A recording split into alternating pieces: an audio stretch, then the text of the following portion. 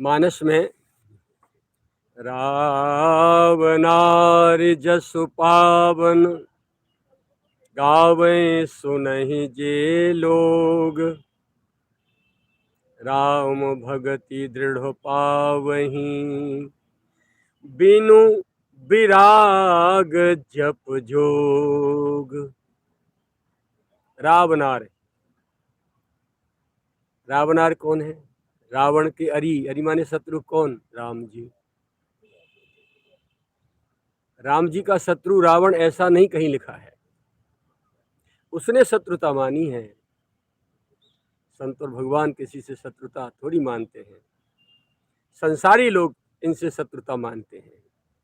तो रावनार, रावण के अरी। तो पूज्य श्री कह रहे हैं कि इतने बड़े विश्व में अपना एक भी शत्रु ना बनने पाए।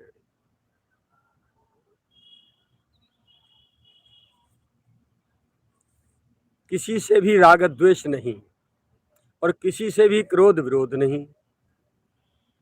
क्रोध विरोध का जनक है राग द्वेष ही, और राग द्वेष ही संसार है।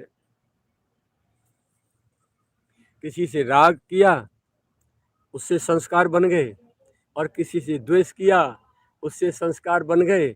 बस अब भोगो, आओ दोबारा बार बार जन्म लेवे काज,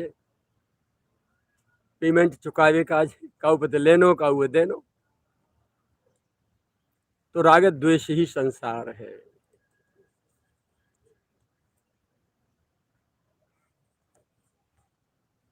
उपेक्षित भाव और साथ में सरलता, भीतर से किसी को भी यदि मन में स्थान देंगे, आप अपने हृदय में स्थान देंगे, तो राग द्वेष हुए बिना रहेगा ही नहीं। और यदि मन में स्थान किसी को नहीं है, तो न किसी से राग होगा, न किसी से द्वेष होगा, न कोई लगाव और न कोई बेलगाव। मतलब ही। और राग द्वेष से मुक्त होने का सहज उपाय क्या है? किसी के प्रति भी लगाव न रहे। बाहर से व्यवहार में ऐसा जरूर दिखाई जाए, क्योंकि स्वजनों के प्रति यदि आप स्नेह प्रेम का व्यवहार नहीं करेंगे तो उनको लगेगा कि ये तो हमारा है ही नहीं, और उथल पुथल मच जाएगी। उथल पुथल मच जाएगी आपके पारिवारिक वायुमंडल में, आपके आंगन में। ऐसा नहीं, ये अंतर की बात है, गोपनीय बात है, अंतर्मुखता की बात है कि भीतर से देख लो, रात दिन मुर्दे उठ उठ के जा रहे हैं। उस मुर्दे की फिर जीवन को देखो, मरने वाले के, इसने कितना राग किया, कहाँ किससे, और कितना द्वेष किया,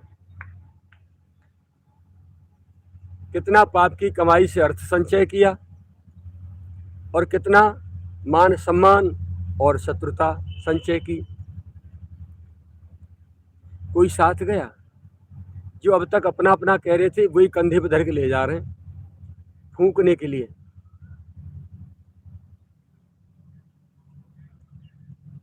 है कुछ यहाँ?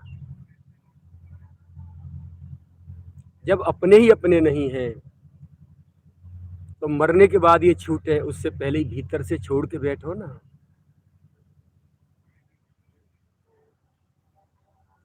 व्यवहार सबके साथ मधुर, क्योंकि सभी प्रभु की, अपने प्रियतम की बगिया के सुंदर सुंदर पुष्प हैं। फलदार और पुष्पदार पौधे हैं सभी। तो सभी का जैसे माली सिंचन करता है, ऐसे ही आपको सभी का सिंचन भी करना है। परिवार में, अड़ोस पड़ोस में, मोहल्ले में, बस्ती में, और समाज में, और राष्ट्र में। लेकिन किसी के प्रति यदि चिपक बन गई, आपका स्वार्थ बन गया, यदि स्वार्थ से आप पोषण दे रहे हैं, तो आपको राग द्वेष हुए बिना रहेगा नहीं। और बिना स्वार्थ के, चाहे अपना बेटा क्यों न सही, अपना बाप ही क्यों न सही, बिना स्वार्थ के अपना कर्तव्य समझते हुए प्रभु ने जन्म दिया है इस परिवार में, समाज में, देश में, तो अपना कर्तव्य बनता है सबकी सेवा करना, सबकी सहायता करना, सबकी मदद करना।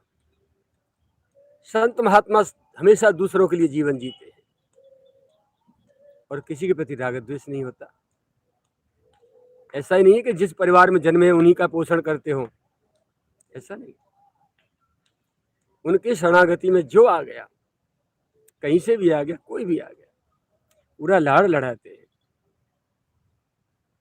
पर चिपक नहीं, राग नहीं, रागजन्य पोषण नहीं, मोह ममता जन्य पोषण नहीं, उत्तरदायित्व, कर्तव्य पालन समझते हुए पोषण देते हैं। तो सीखने की बात है, सीखिए। यदि आपका राग द्वेष होगा तो सामने वाले की ओर से जब भी कोई व्यवहार होगा, अच्छा या बुरा, आपको सुख दुख की अनुभूति जरूर होगी। और जब तक ये अनुभूति होती रहेगी तब तक आप एक कदम भी भगवान के प्रति बढ़ नहीं पाएंगे।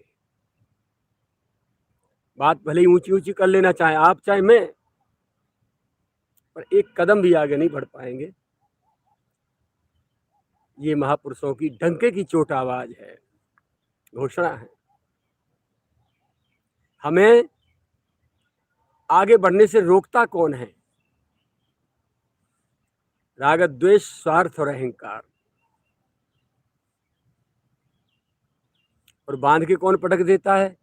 हमारी कामनाएं, हमारे मोह ममता आसक्ति। गिनी चुनी बातें हैं भैया,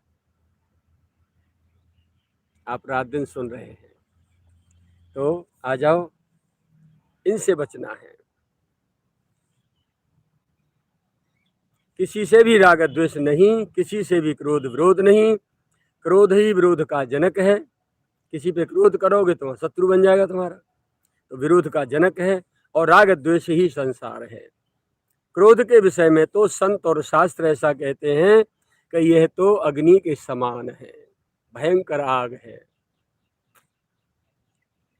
जैसे आंधी आती है तो छान झोपड़ियों को उड़ा ले जाती है, और चोर घर में घुस जाते हैं तो किवाड़, टाटी, खूंटी, अलमारी आदि को तो छोड़ ही जाते हैं, सोते हुए व्यक्तियों को तो छोड़ ही जाते हैं, परंतु यदि आग लग जाए तो कुछ नहीं बचता,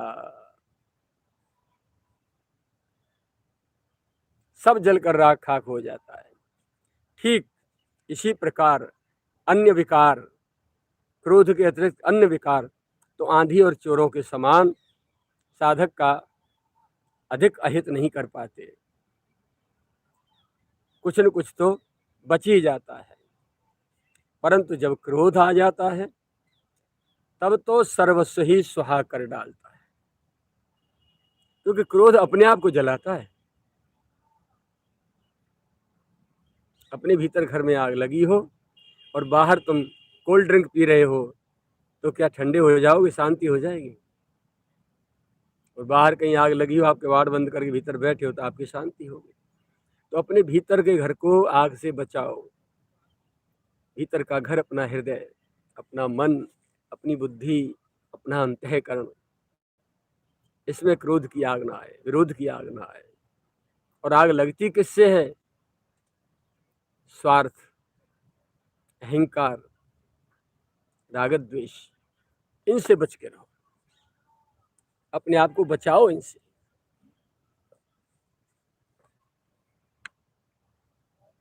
एक बार का किया गया क्रोध, एक बार का किया गया क्रोध उस साधक के 1 माह के भजन को जलाकर राख खाक कर देता है, जो 2400 घंटे अखंड भजन ही करता रहता है। और दूसरा कोई काम ही नहीं करता। ऐसा साधक जो रात दिन भजन करता है, यदि महीने में 1 बार क्रोध कर ले तो गए काम से अब आपके पास कुछ नहीं बचा, केवल अहंकार बचा है कि इतने साल, इतने महीने, इतने वर्षों से मैं भजन कर रहा हूँ, और पीछे तो राख खा ढेर पड़ा है, राख खाक हो गया, सब कुछ नहीं बचा। क्रोध मत करिए। आपके सामने कोई बड़बड़ा रहा है, क्रोध कर रहा है, मुस्कुराते रहिए, मुस्कुराते रहिए।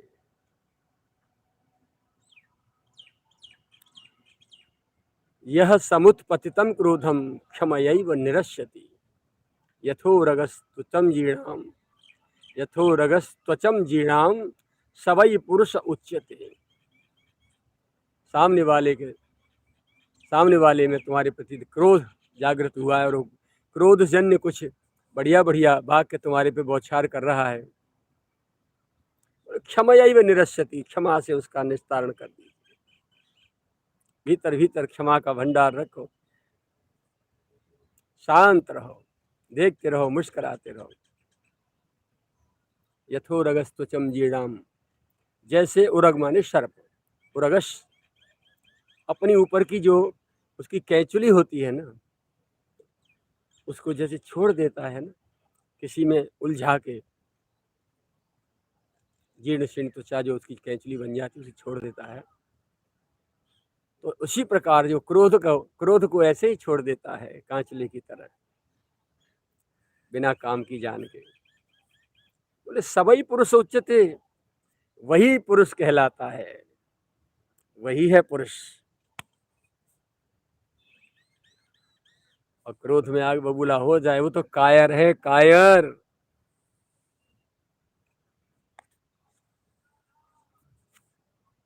तो ऐसा साधक जो रात दिन भजन ही भजन करता है, वो यदि 1 महीने में 1 बार क्रोध कर ले तो उसका भजन राख खाक हो जाता है, कुछ नहीं बचता। ये महावाणी है बड़े बाबा, दोनों बाबाओं की, छोटे बाबा बड़े बाबा दोनों की। आप देखना समाज में, घर में, परिवार में, कितना भी गोरा चट्टा आदमी हो, कोई भी बहन हो, भैया हो, मैया हो, बाप हो, पिता हो, ज्यादा क्रोधी हो, धीरे धीरे उसके चमड़ी का रंग, उसकी त्वचा का रंग धीरे धीरे काला होता चला जाएगा, और अंत में बढ़िया मलूक कलुआराम शास्त्री है जाएंगे वो। और बहन जी कोई है, मम्मी कोई है, तो काली कलकत्ते वाली हो जाएंगी, जो बात बात पे क्रोध करते हैं और अकारण भीतर भीतर भुनते रहते हैं, भुनुनी भुनुन भुनुनी भुनुन भुनुनी भुनुन। इनको मृत्यु की जरूरत नहीं है, मृत्यु जब आए तब आए, पर ये तो जीते जी मरते जा रहे हैं, क्षण क्षण मौत हो रही है इनकी तो। अरे मस्त रहो यार, मस्त राम मस्ती में, आग लो चाहे बस्ती में।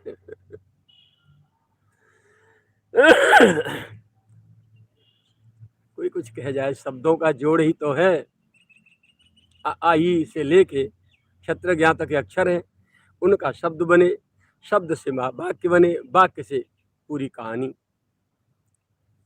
तो अक्षरों का जोड़ ही तो है। स्तुति में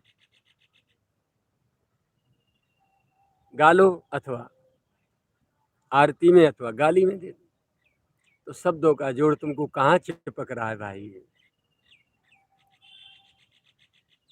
फूलों की माला डाल के तुम्हारे गले में और तुम्हारी 10-20 बात प्रशंसा में बोल दे, तुम फूल के कुप्पा है जाए, और काम ने नेक थोड़ी सी टेढ़ी मेढ़ी बात कर दी, लाल मिर्च की तरह पजर गई, ठग गई। जब इन बातों से तुम प्रभावित हो रहे हो तो मेरी समझ में तुम्हारे भजन करने का कोई अर्थ नहीं है। साथ ही साथ स्वाहा हवन होता जा रहा है, आपकी साधना का हवन होता जा रहा है। बचाइए अपने आप को, क्रोध से बचाइए। फिर भला जो भजन ही नहीं करते, रात दिन भजन करने वाले का 1 महीने में 1 बार क्रोध करने से सारा भजन जल जाता है, कुछ नहीं बचता, राख खाक हो जाती है। फिर भला जो भजन ही नहीं करते और बार बार क्रोध पर क्रोध ही करते रहते हैं, उनकी क्या दशा बनती होगी। वे तो और उल्टे कर्जदार ही बनते जाते हैं। जिसने मानव तन दिया उसके कर्जदार ही बनते जाते हैं।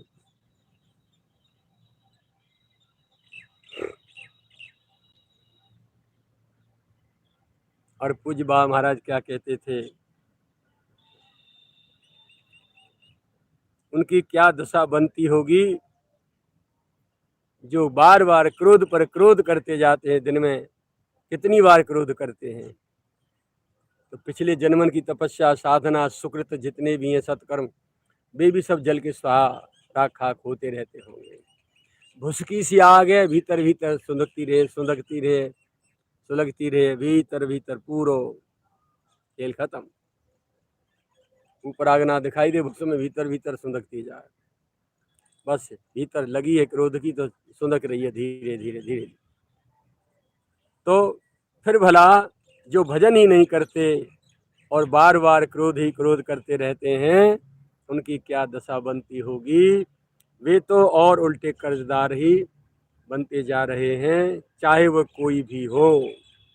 ध्यान से सुने, चाहे वो कोई भी हो, किंतु यदि उसमें क्रोध है तो है वो पापी ही।